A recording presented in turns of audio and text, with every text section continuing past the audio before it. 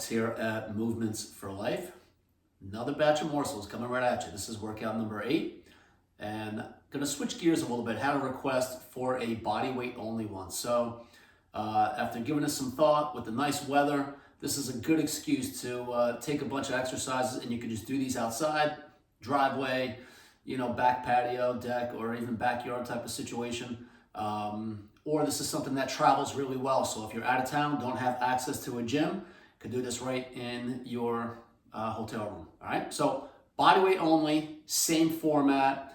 Let's get right into it. All right, so our 2 exercise warm up. First one is going to be an inchworm to a runner stretch. So I'm starting in a standing position. I'm going to hinge down. Ideally, the less knee bend, the better, to get into some of that posterior chain, those structures back there, put them on stretch. So hands come down. I'm gonna walk it on out, so I have a nice dynamic plank position that I'm in here, so some nice core activation. I'm gonna go right leg runner, and then left leg runner, so I have a very effective stretch in my back leg, hip flexor, front leg, groin, and hamstring. All right, so I'll come out of the runner, and then I'm gonna walk backwards into my standing position. So again, ideally minimal knee bend, come back up from there. That's 1 rep. Shoot for 10 of these. So you're gonna definitely burn a little bit of time on this one. This is definitely a thorough, multifaceted type of movement, but you're gonna get a lot of love in it in a bunch of different stations, all right? So I'm just gonna do a couple more just for time purposes, but you get the gist, all right? Inchworm to a nice runner stretch. I'll do one more here. Gotta warm up these old bones a little bit before I start moving. All right, so inchworm to runner, super effective. All right, from there, let's get a little bit more explosive. This is gonna be what's called sagittal plane arm swing. So I'm gonna swing them down in front and then up and back. My arms are bending at the top because I don't have the clearance, otherwise I'm gonna hit the ceiling. But from here, I'm going with a moderate tempo. I'm not going all out.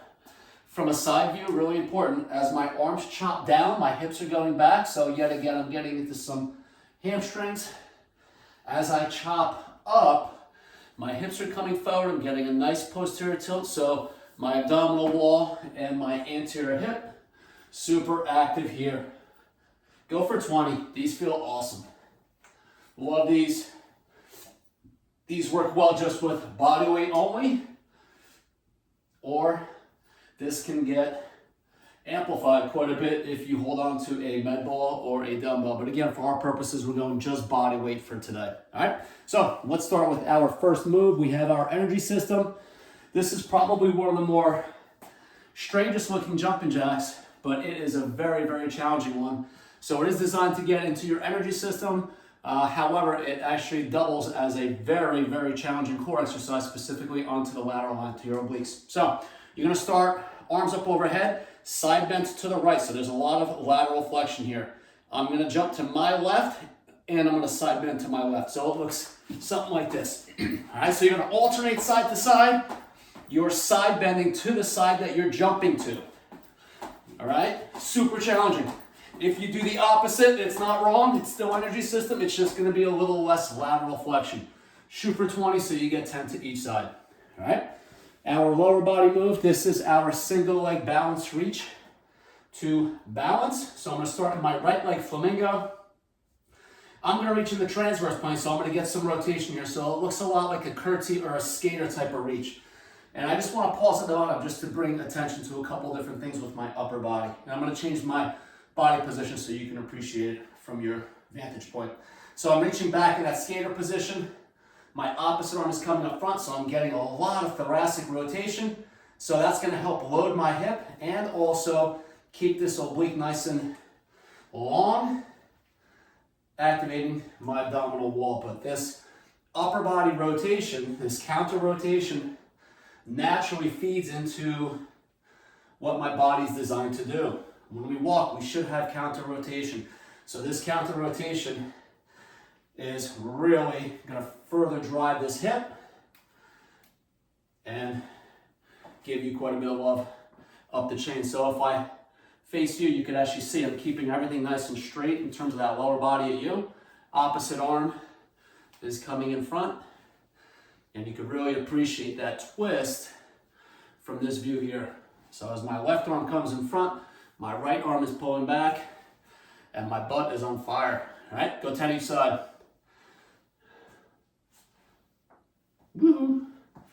Balance, focus.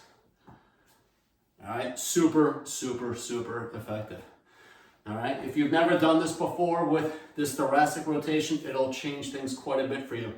What I see with a lot of this is shoulders stay square, so the reach, this will definitely activate my glute on this side, but when I keep my shoulders square, kind of missing something, right? So just allow that natural rotation that should take place to actually take place. All right, push-ups.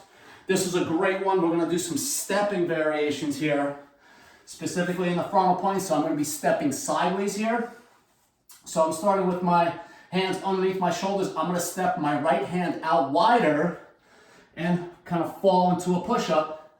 Step back with my hand, and now I'm gonna step the opposite way. So I'm gonna alternate my step, if you will, with my hand by stepping to the right and stepping to the left. All right, so from here, gonna get more abdominal activity because I have a lot of stability as I'm stepping with my hand, lifting up and placing it back down onto the ground. So my abdominals are super active, just like in any push-up. And then from there, I get into that nice little wide type of push-up angle with my arms, right? And then my core move, the last one. This is going to be, I like putting my hands on an incline. I'm gonna use a step here.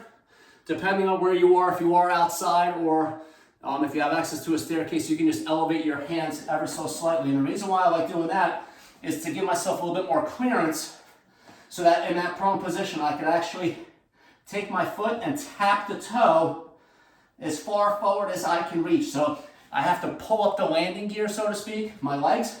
So I'm pulling my knee forward and up towards my thighs. So that's gonna force my pelvis to get into that nice tucked posture, further activating abdominal wall.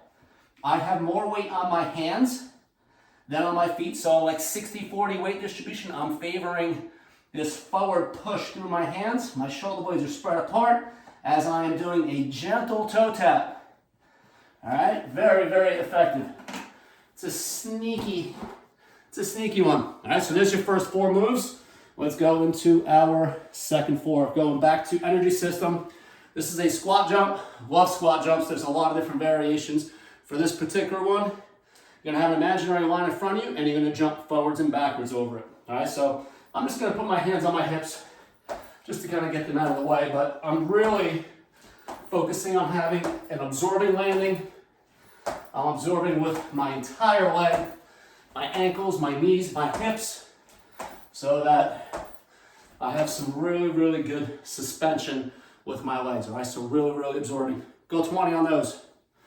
We have a static lunge, and I'm gonna reach for my heel with my opposite arm. So when my right leg is in front, let me go pure side view. I'm gonna try to reach towards my left heel with my right hand. So I'm gonna be bending into this lunge. I'm gonna use my left arm to reach up towards the ceiling as I'm reaching back with my right hand. So again, my right leg is in front. I'm reaching back with my right hand. I'm using my left arm to help drive this stretch. A little different view, because I'm going after my left hip and quad. So as I'm bending down, my left arm is going to go overhead. My right arm is reaching down, and I'm getting a very effective stretch on this whole left side. All right, so it's a nice twisting, transverse plane, frontal plane kind of hybrid lunge here. Very quadsy. And I'll switch sides. I'll stay in this angle here. So now with my left leg in front, I'm reaching back with that left hand.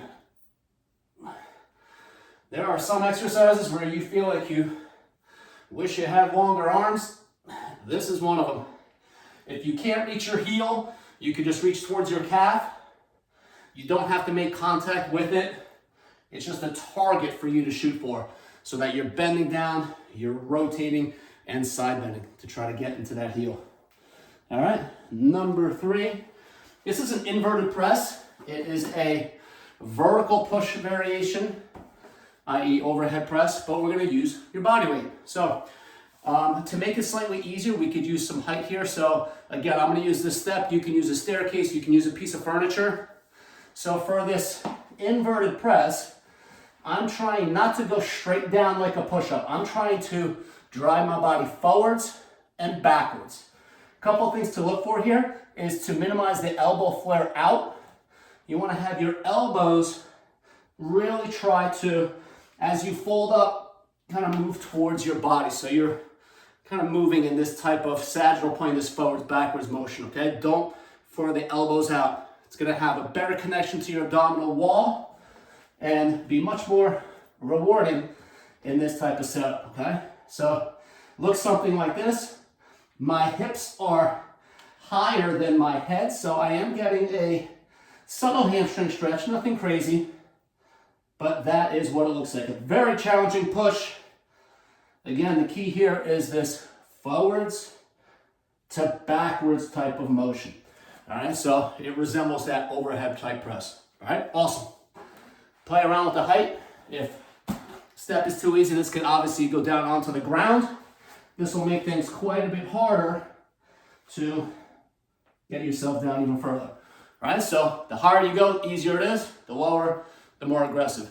If you're really strong, you can actually start to elevate your feet where the hands are on the ground and your feet now start going up onto the step. All right, the last exercise here, we're gonna go with a side plank. And I'm doing a sagittal plane reach with my top arm. So I'm reaching in front of me. And as a result, my hip is going to kick back and twist. When I pull the arm back, think of this like doing an imaginary row with a cable or a band. So I want you to focus on bringing this arm and scap all the way down back home as you stay in this nice side plank. So reach, come on back. Reach, come on back. All right, I'll give you another view here. So from this view, you can really appreciate my hip going back as my arm's reaching in front, and then come on back home. My arm comes back, my hip comes underneath me. Super, super challenging on that lateral line. So now I'm on my left side, and now I have my left or bottom side being trained here. Super, super challenging, very effective. Go for 10 each side, and then take it from there. All right, so I just demonstrated 1 round of each. You can do you. You could do anywhere from 1 to 4 rounds of the first 4 exercises, and then same thing, follow suit with these last 4. Take it from there, have fun, enjoy, see you next time.